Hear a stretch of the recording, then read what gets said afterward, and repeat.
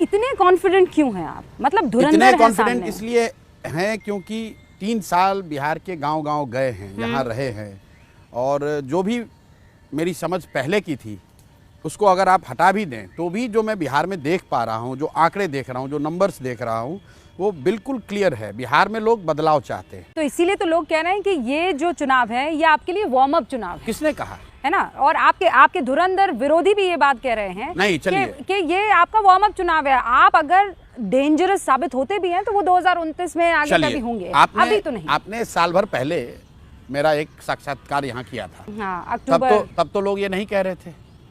अक्टूबर से लेकर अभी तक लोग इतना तो कह रहे हैं भैया इनका वार्म अप है। ये बिहार के नतीजे, लोग जो मेरे विरोधी हैं वो क्या कह रहे हैं कि जीतेगा कौन, ये तो प्रशांत किशोर और जनसुराज तय करेंगे, क्योंकि उनका ऐसा मानना है कि हम लोग जिसको चाहे उसको हरा तो जरूर देंगे, इतना वोट तो जरूर लाएंगे कि जिस प्रत्याशी को चाहे उसको हरा दें, ऐसा विरोधी मानते हैं। तो अभी यहाँ पहुंच गए ना, अब 2 महीना और रुक जाओ, फिर पता चलेगा कि कौन जीत कर तो और क्लैरिटी फिर दे नहीं, आप देखिए, आप पटना में हैं, मैं आपसे ये अनुरोध करूंगा कि आप पब्लिक से पूछिए और नेताओं जो हमारे घुर विरोधी है उनसे भी पूछिए। नहीं, जो पहला आदमी हमको पीके मिला, प्रशांत किशोर जी, उस पहले आदमी ने कहा कि देखिए हम जो है 20 साल से एक चेहरा देख रहे हैं, वो बदलाव जिसका आप जिक्र कर रहे हैं ना, जिस तरफ इशारा कर रहे हैं, वो तो हर वोटर चाहता है ना, हर 5 साल में वो बदलाव चाहता है। लेकिन वो ये कह रहा है कि ऑप्शन क्या है। अगर 2010 मजबूत ऑप्शन अगर आप 2010 में यहाँ आए होते तो लोग चाहते नहीं, अभी तो काम शुरू हुआ है, नीतीश को दोबारा मौका मिलना चाहिए। अगर आप यहाँ 2015 में आए होते तो लोगों ने कहा हाँ मोदी चाहिए, लेकिन यहाँ तो नीतीश ही ठीक है। आज जो स्थिति है, लोग कह रहे नहीं कुछ भी हो, ये लोग जाने चाहिए। पर आप कैसे अलग हैं इन सब से, मुझे ये बताइए। बता रहा हूँ, ये तो आप भी मान रहे हैं कि लोग बदलाव चाहते हैं। अब लोगों के पास 2 विकल्प है। बदलाव चाहते हैं कि बदलाव सत्ता में कौन है, नीतीश और भाजपा है, तो हटेंगे तो ये।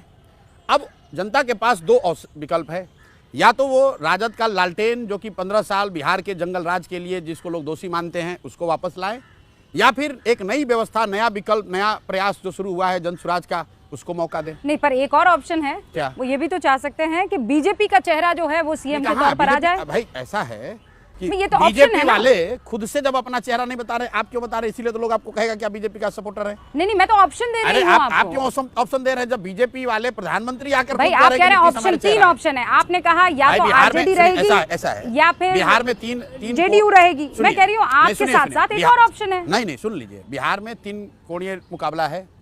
एनडीए है जिसमें महागठबंधन है और जनसुराज है। 1 मिनट। तो आप कह रहे हैं कि लोग बदलाव चाहते हैं, तो बदलाव चाहने का मतलब कि एनडीए सत्ता में कौन है? एनडीए है। हाँ। तो वो लोग जाएंगे। अब जनता के पास बच गए 2 विकल्प, या तो भाई लालू का लालटेन, जंगल राज वाला लालटेन चुन लो, या प्रशांत किशोर और करोड़ों लोग के द्वारा, लाखों लोगों के द्वारा मिलकर बनाया हुआ जनसुराज के साथ चल लो।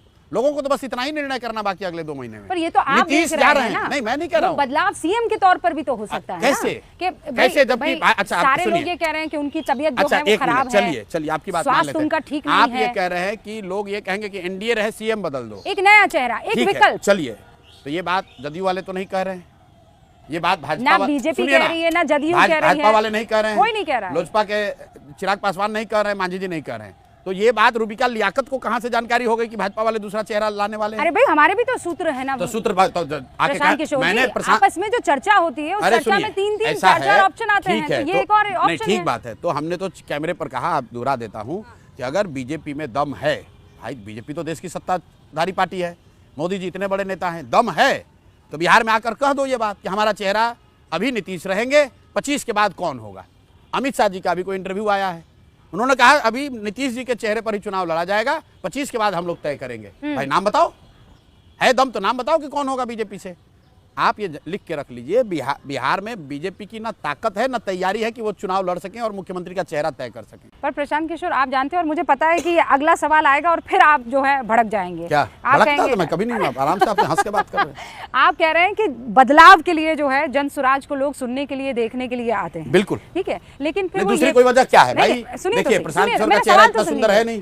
प्रशांत किशोर किसी बड़े बाप के लड़के हैं नहीं। प्रशांत किशोर कोई एमपी जिस बाप के लड़के हैं इस बिहार में, उसमें जरूर कहा जाता है कि प्रशांत, पूरा नाम क्या हुआ तुम्हारा? नहीं, आप एक बात सुनिए। प्रशांत मिश्रा जी के बेटे। नहीं, मिश्रा जी नहीं है, मेरा सरनेम पांडे है। हाँ, तो पांडे जी के बेटे। सुनिए मेरी बात, सुनिए ना, पांडे जी के बेटे जो हैं वो जातिगत समीकरण कैसे बिठा पाएंगे? क्यों बैठाएं? इस बिहार में ये बताइए, पांडे जी के बेटे का काम कैसे? ऐसा नहीं, मैं कहा, ये तो आप जानते हैं बिहार में कैसे काम होता है। आप जानते हैं सब बात। तो बताइए मैंने कहा था ना, मेरा अगला सवाल आपको परेशान करेगा। बिल्कुल परेशान नहीं कर रहा है, हम तो आपकी बात को हाँ, वैलिडेट कर रहे हैं कि सही है। हाँ ठीक है। तो अगर आप ही कह रही हैं कि मोदी के नाम पर वोट पड़ा है बिहार में, और आप ही कह रही हैं कि हर आदमी जाति पर वोट दे रहा है, तो आप मुझे बता दीजिए रूबिका जी कि बिहार में मोदी जी के जाति के कितना लोग रहता है? और अगर मोदी जी के जाति के लोग नहीं रहते हैं तो आप बिहार के लोगों के प्रति ये पूर्वाग्रह क्यों रखते हैं कि बिहार में लोग जाति पर वोट देते हैं? देखिए, अब मुझे पता था आप उस तरफ आएंगे। अरे बिल्कुल, आप लोग बिहारियों के प्रति पूर्वाग्रह रखते हैं। आपने सुनिए, कर्नाटक में जाकर मैं आपको पहले ही आगाह कर लगा चुकी थी। आप मुझे बताइए कि आपने कर्नाटक में जाकर कभी ये पूछा कि लिंगायत वो कालिगा के रहते हुए आप लोग कैसे चुनाव जीतेगा? आपने क्या आंध्र प्रदेश में पूछा कि नहीं टापू कम्मा रेड्डी की राजनीति से कैसे पार पाइएगा? फिर ये बात होगी, पीके हम तो बात कर रहे हैं, मैं तो आपसे ही जानना चाह रही हूँ। बिहार को क्यों आप लोग कहते हैं? तो आप तोड़ दीजिए उस समीकरण। मैं तोड़ रहा हूँ। अरे मैंने नहीं, कोई मना थोड़ी बिहार के लोग ने तोड़ा है। 14 में मोदी जी को वोट दिया किसने? अब आप कह रहे हैं कि मोदी जी को वोट दिया है। किसने दिया? फिर आप नाम लगाते हैं कि रूबिका लियाकत कह रही है मोदी को दिया वोट। मोदी को आप मानते हैं ना कि मोदी को वोट दिया गया है? बिल्कुल मानते हैं। हाँ, तो फिर कम से कम ये तो मत कहो कि बिहार के लोग जाति पर वोट नहीं पड़ता है। पड़ता है।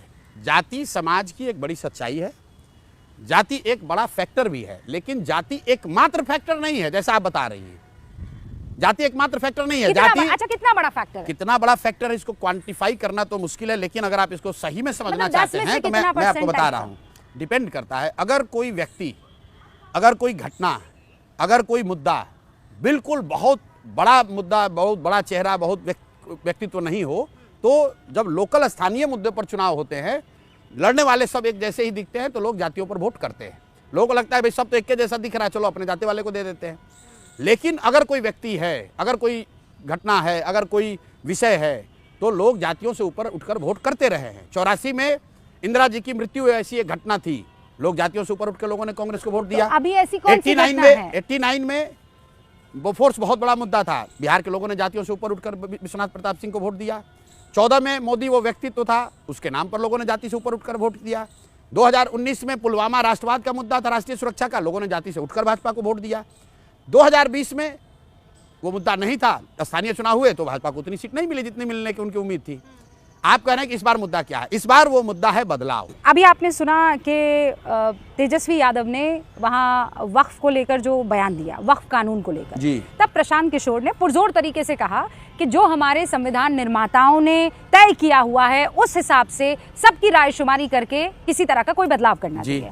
अब लोग ये समझ नहीं पा रहे हैं कि प्रशांत किशोर की आइडियोलॉजी क्या है। प्रशांत किशोर क्या मतलब किस तरफ खेल रहे हैं प्रशांत? ऐसा है, वक्फ बिल को लेकर प्रशांत किशोर, जनसुराज ने पहले दिन से कहा है कि हम लोग इसके विरोध में हैं। विरोध में क्यों है ये भी वजह बताई, इसलिए नहीं कि वक्फ बिल अच्छा है, खराब है, मुसलमानों के हित में है, विरोध में, वो भी हमारा बहस का विषय हो सकता है। क्यों नहीं वक्फ बिल पास होना चाहिए था? क्योंकि जो मैंने आपने जो बात बताई कि मेरा ऐसा मानना है, जनसुराज का ऐसा मानना है कि जिन बातों को लेकर इस देश की नींव रखी गई, जो इस देश के फाउंडिंग फादर्स थे, संविधान में जो बेसिक प्रावधान किए गए, जिन वर्गों को भारत के इस संघ से जोड़ने के लिए जो वादे किए गए, अगर उसमें कुछ आप आमूलचूल परिवर्तन कर रहे हैं तो निश्चित तौर पर जो वर्ग उससे प्रभावित हो रहा है उसको आपको कॉन्फिडेंस में लेना है। ये बात जितना ही मुसलमानों के लिए है उतनी ही किसानों के लिए भी है। किसानों के लिए एक नए कानून का प्रावधान मोदी जी ने करने की कोशिश की, किसानों को बात नहीं समझ में आई तो कानून का विरोध भी हुआ, कानून को वापस भी लेना पड़ा। तो बात मुसलमान की नहीं है। अगर आप वक्फ बिल के जरिए कुछ ऐसा संशोधन या प्रावधान